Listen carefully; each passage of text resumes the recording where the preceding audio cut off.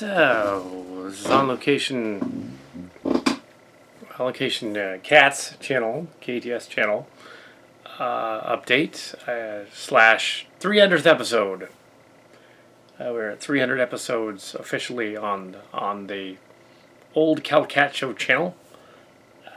Caught up to what it was before many years ago.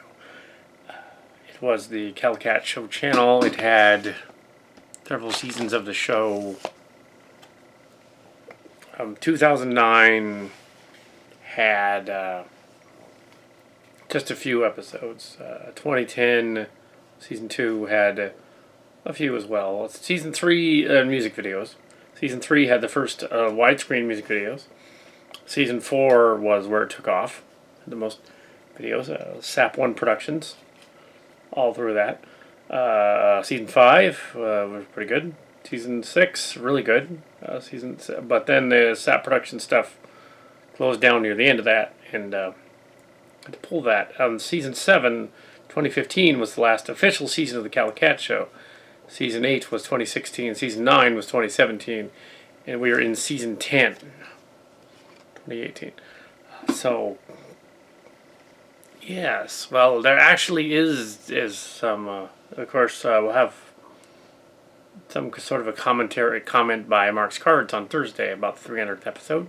It's only part of an episode. This is the one where we kind of update things and say 300th episode, yay. Yeah, so this season we've done quite a few for allegedly season 10. The show officially went off the air in 2015, but it's still on the air anyway, unofficially. I have more videos on both on even my smallest channel than Jung Swan, of which gave me the idea to have several channels years ago before I even had channels. Than all of them. I have more videos than all of them. I don't know why they don't do a lot of new ones over there at the former martial arts school that I used to train at, which has no relevance now. But it's at least that. Yeah, I have more. I have more exposure on television, on the internet than they have, which is funny. And I don't get paid. I do internet videos for fun. This is not monetized either as the other one. I do a lot of reviews, so I get flagged a lot because for some reason there's a moratorium on even putting up trailers. Yeah, or walkthroughs or whatever. I'm holding on to a Star Trek video here that I'm going to review this later. I don't think doing reviews of this is going to do anything, as long as I don't show any footage from it. The Star Trek Discovery. Anyway, so that's on the other channel. Yeah, so I had some candy and I was eating it. I'm not going to throw candy at the screen like I did on the other one. And I just got candy all over the keyboard. Anyway, so yeah, updates and stuff. I published a couple of books, 2004 and 2008, under the name Estelle Knapp, was my late grandmother, and under me, Adam M. Brown, and under a place called Author House, and yeah, they ended up not working out. So it's been lollygagging around for some time whether there would be any more. Anyway, so live blogs, it's fun. Yes. Yeah. So.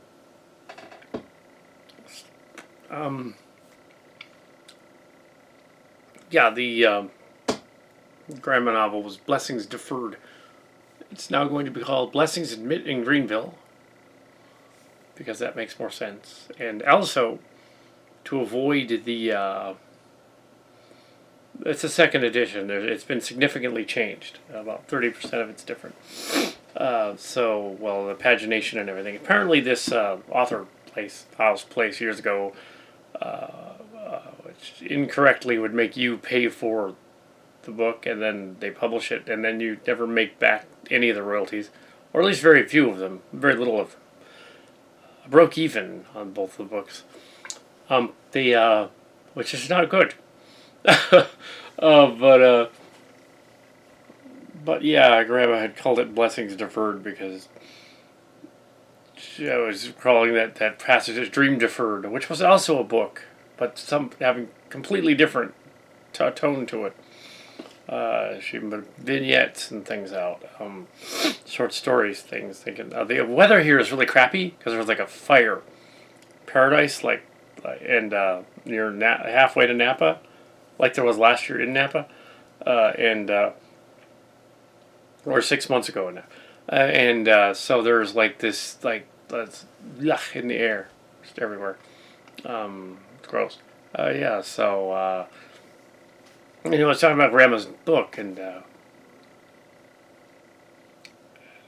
yeah, the idea that some of these author places have this idea like, okay, you can't use the formatting we used, you can't use the title page that we used, even if you put up the title page yourself. And the ISBNs for those two sites are not in the Library of Congress, but they are connected directly to Author House. So if I use the old ISBNs, Author House would end up getting my royalties, even though I have not been with them for 3 years or more, 4 years. So it's like, or more than 4 years. Yeah, more than 4 years, 5 years. And it's like, I don't want to give them my royalties. So if I rewrite the stories entirely, then, or if I change enough of it, then I can put it on Amazon and have it KDP and have. And I don't need to pay them because that's how it should work. You do a self-published thing and you don't pay the self-publisher. The self-publisher pays you the royalties.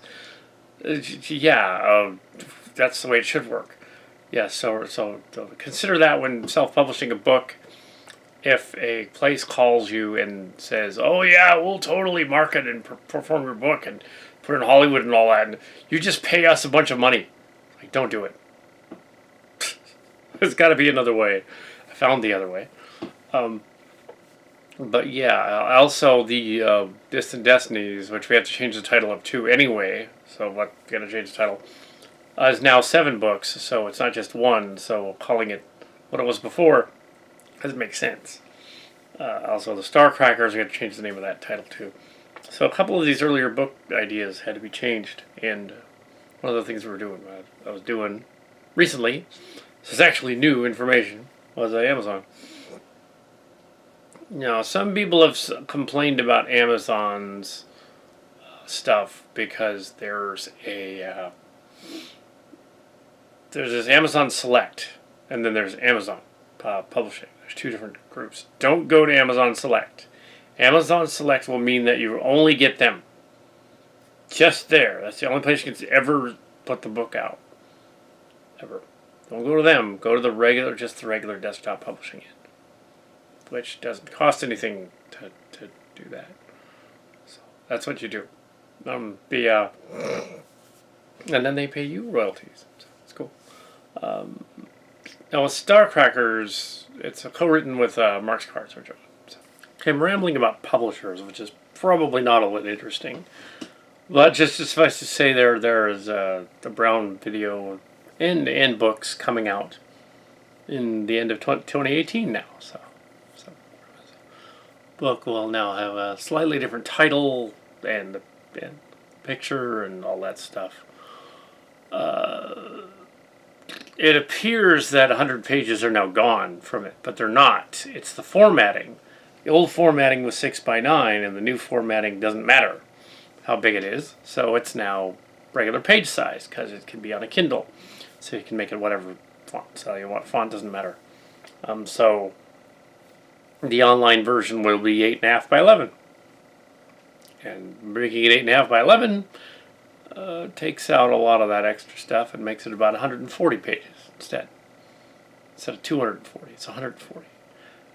The space books were already reformatted to be Kal Kat format anyways, so my own kind of format. The Distant Destinies in 2015 and Starcrackers in 2016 and the Space-Time My Thing in 2017 and the Cillian stuff, the Silly Trek stuff that we're working on this year All of that stuff will put a and Starcrackers and all of those. We'll put a Starship Locations extended universe, Kal Kat universe of sci-fi books out there, and it's weird that Grandma's book is nothing to do with sci-fi. Is going to be the first thing out the gate, because why not test the waters with this like short story compilation book, Grandma's vignette book, which is really a series of vignettes in notable places and things.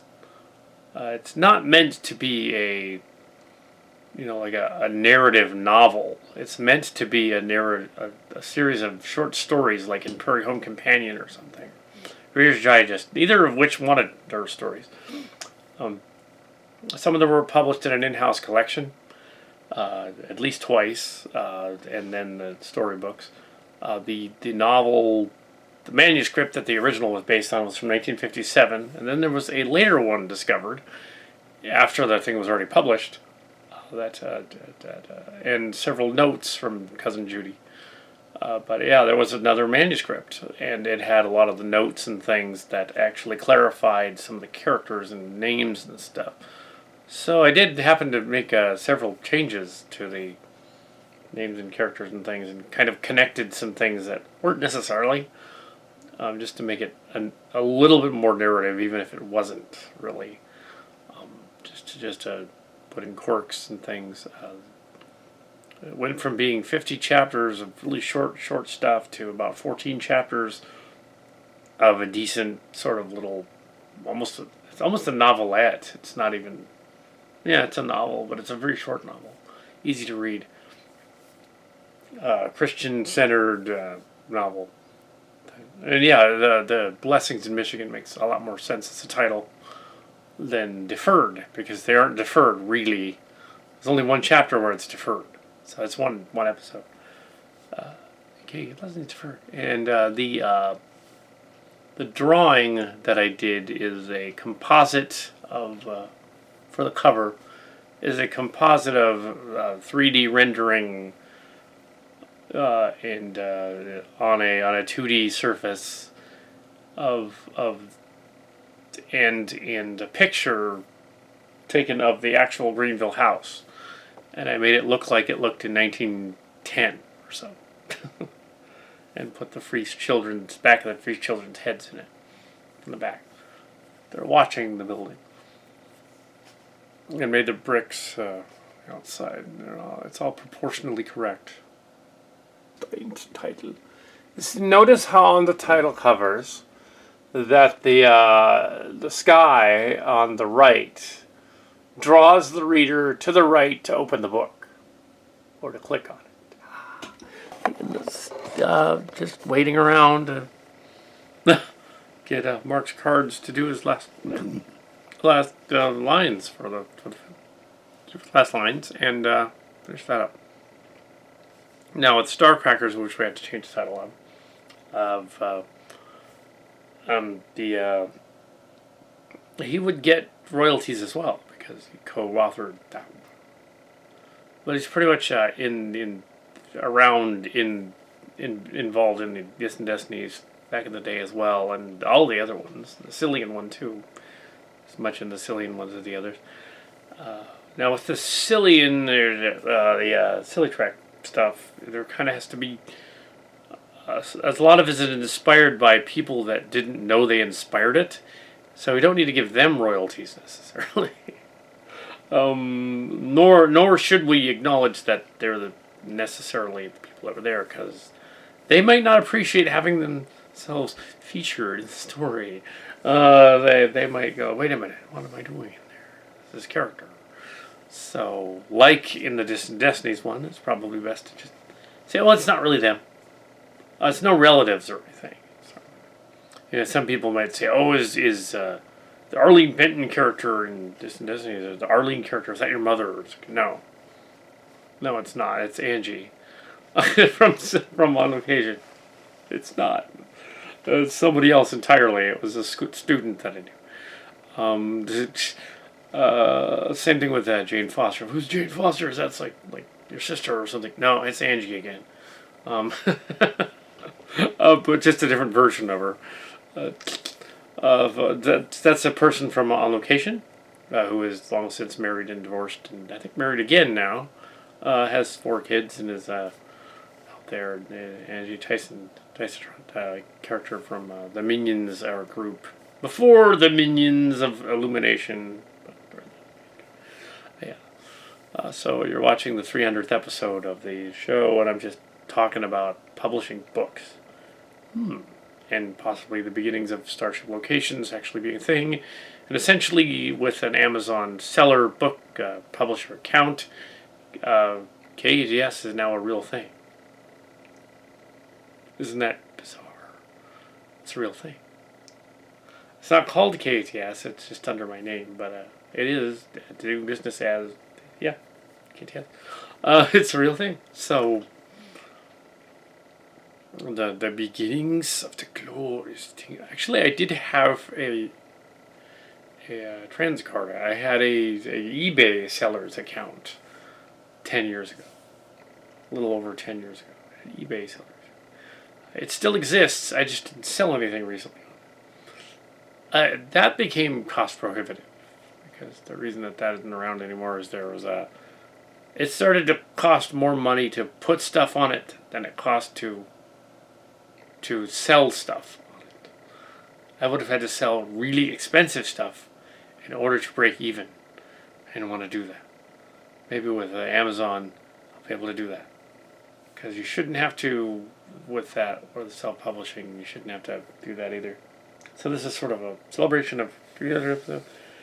There's a lot of other stuff I would like to go on to. A lot of the space shows are discussing the Fermi paradox and that kind of thing, or ancient aliens or that kind of thing, and we've been discussing ancient aliens a lot lately. So I think there's going to be the next story will not necessarily be related to any of the other stories, but will be a spoofy sort of adventure on the subject of that. I don't know if it'll be a blog too or not. It'll be kind of fun. But I will comment on the Fermi paradox at some point, and all that other alien stuff that's more science than science fiction. That'd be fun, and myth, things like that, on my other channel. Yeah, so I just thought to inform you of these things. 300th episode, and I don't need to go on for too much longer, but let me see. Yeah, I was saying that the what I was talking about with the Fermi paradox is in a nutshell, just a little sneak preview thing. There's a Fermi paradox, and then there's the Drake equation. Is part of it. It's like this little equation that tries to find alien life and alien planets and all that stuff scientifically instead of just ancient aliens from space. And one of the main things that they fail to realize with it, and it is one of the factors of it, is that the human race is still very primitive compared to anything else out there.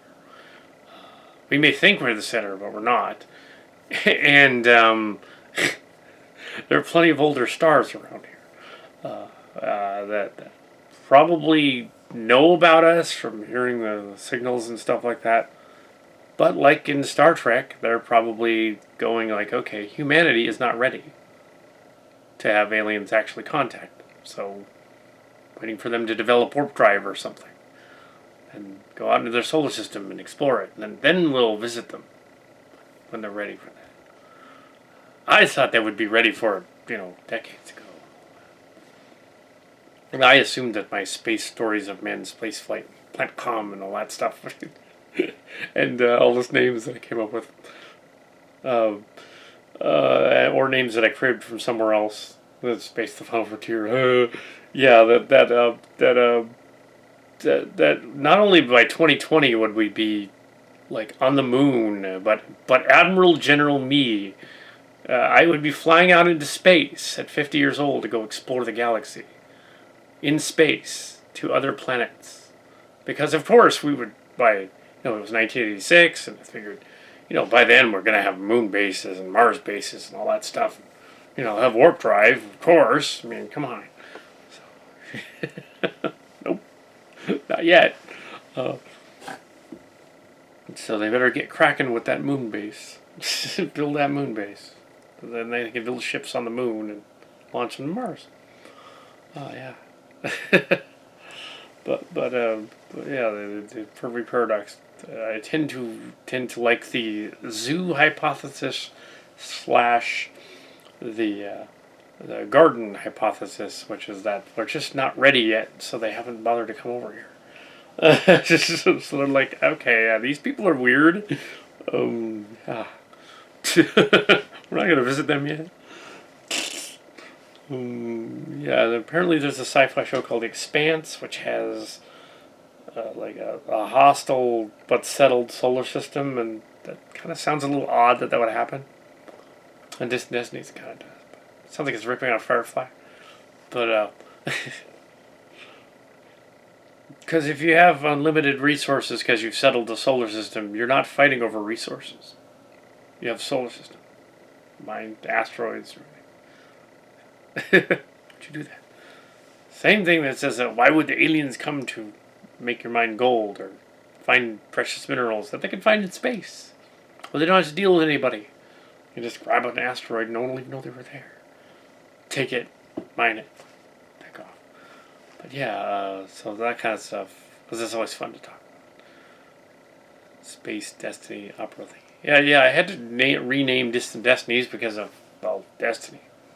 Game that I had nothing to do with. And also, Distant Destiny, which is a random other thing involving some kind of a music group. Had nothing to do with me. They didn't even know. Also, there was, Author House, that other now gone publishing company, owns the ISBN. So effectively, if put up there, they will get. I'm not giving them royalties. This is my story. So yeah, I changed the name, and it has been changed. So it's changed enough that it would be a different book entirely. Also, there will probably be versions of my book elsewhere. So when you go on Amazon and KDP publish, make sure it's not Select. Don't select Amazon Select. Do that one. If you do that, that book will only be on Amazon. Only there. You want to be able to have your website have it too as well. Ooh.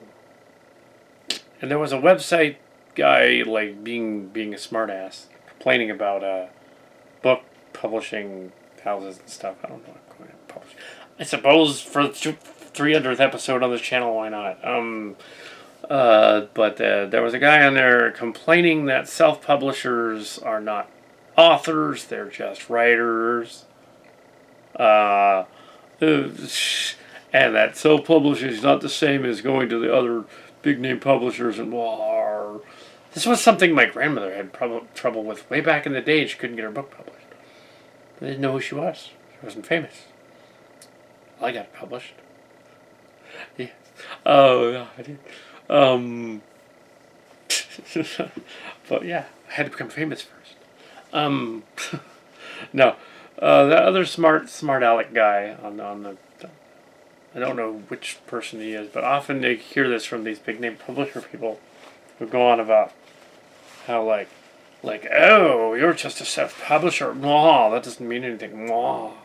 Well, actually, since about 12 years ago, it does mean something. Because now it's the age of blogging and the internet and putting up your own little like websites and stuff, which are really easy to do now.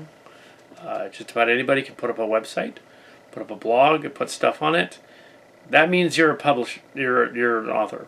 You've authored something.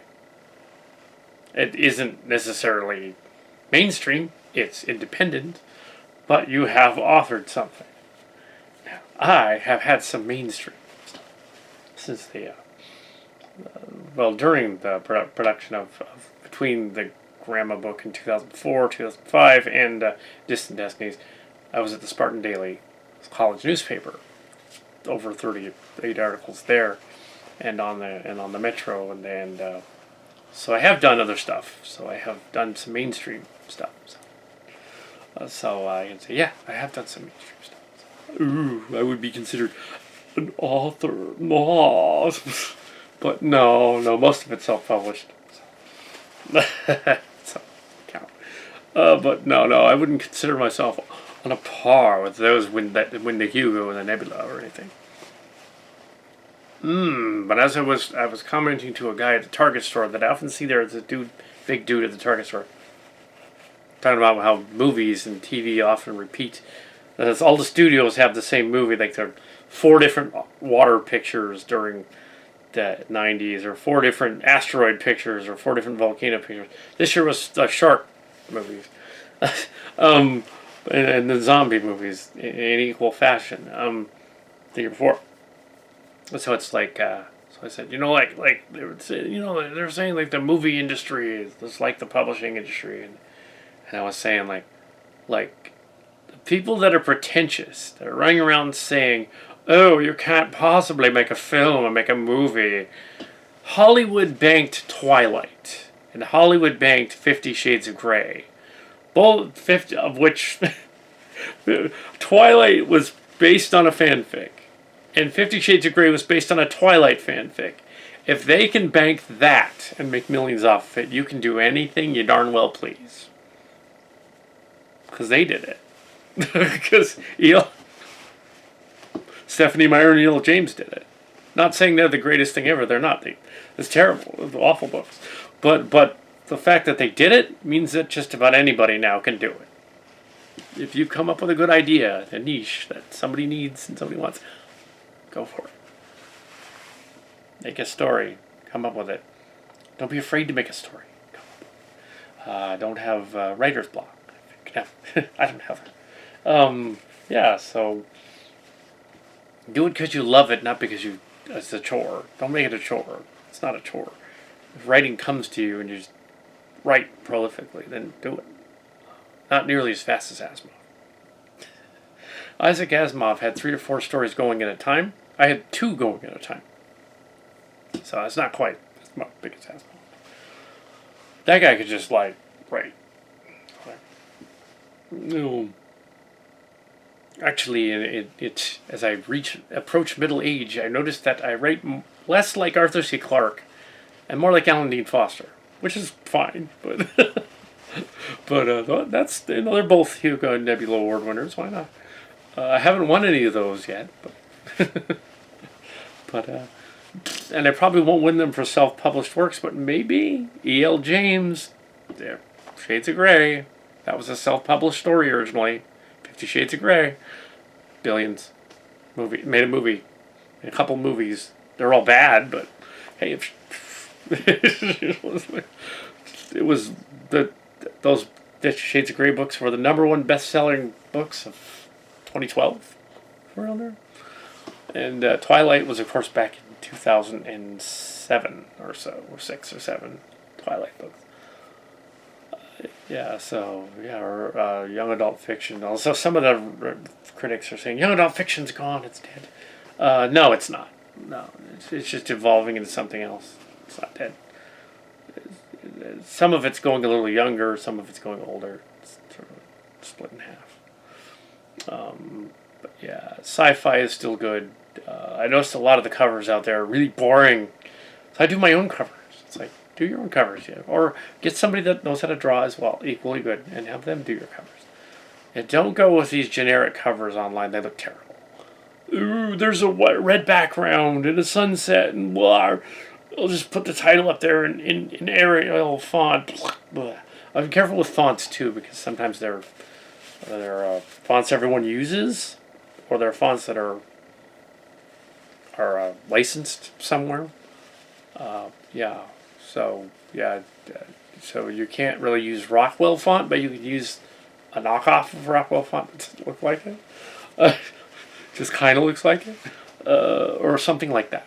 Of course, you can't use Star Wars font, obviously. That would be bad. Or you can't use Star Trek font. Really can't use Star Trek font. If you put up Star Trek font on your website, you'll get flagged by CBS Paramount. Apparently. Which is, yeah, well, I guess that makes sense. But you can't use Disney font either. I don't think you can get Disney font. Disney's. It's Acreal Fantasy, I think is what it is. Disney font. But yeah, you can't get it. Sort of like when they said, "Oh, you get the formula for this." I know what it is. Oops. Oh, it's the secret formula. Oh. And this Arial. Hey, let's just do Arial font. I noticed a lot of books were ripping off the Harry Potter font after that came out. A lot of them. Let's all do Harry Potter with a little wizard kid in the background. They were making a joke about that at Fanime last year. Or was it Comic-Con? I think it was Comic-Con, actually. Making a joke about that. I said, how come all the books nowadays have either a wizard with a cloak, a wizard with his cloak off, or a wizard with a cloak holding a sword? I looked around, I was like, this book sort of like, holy shit. Yeah, there are way too many of those. Stupid. You know, I thought of as a joke, you know, it'd be funny is to have one of those like splashing through space romance cover things with like this hot figure like flying through the stars. Only it's not a girl. It's the captain guy. It's just a dude. But no, I'm not gonna do that. This is like they would think about what is this? Yeah, they don't want to be too snarky, or they'll think that it's a story, it's a parody. You know, it's like, okay, yeah, you can have Mark's cards like with his shirt off, with ashtrays for boobs. He's got a cigar in one hand. He's like, I'm the Little Mermaid, and he's like wearing pajama pants, but hilarious, but funny cover. But you'd think it was a comedy. Either that, or it's some sort of weird fetish that I don't know what it is. But it's not. Yeah, the weather out here is really bad. Anyway, so this is the 300th episode. So, yeah. Hey, over here on the Kal Kat show website. The Mars cards show up for the second half of this, I guess. As I rambled about publishing books. We'll see how that goes. And then there will be the game. Ooh, but I can't actually put the game up on the publishing site. I can put it up on the blog, but not on the publishing. It has to be somewhere where it's not monetized. Because the game is Star Trek related, so it's a Star Trek parody. You can't really monetize that. That's a Star Trek parody. That's different. As for the ships appearing from Chimera, well, wait for the movie, and the ships. I'd have a contact the Trek Yacht guys and say, how'd you like to do something on my balsa spaceships that I made? They are Star Trek related. They'd be like, oh, okay. But that hasn't happened, so not yet. Yes. Also, the Channel Awesome Stone Gremlins guys are back. Yeah, they're back. Yeah. In fact, the Channel Awesome debacle is a chapter of the latest Cillian story. Just to be funny. With the names completely changed. It's called something else, like Hellenistic Key or something. It changed the name because you can't really use that. But yeah,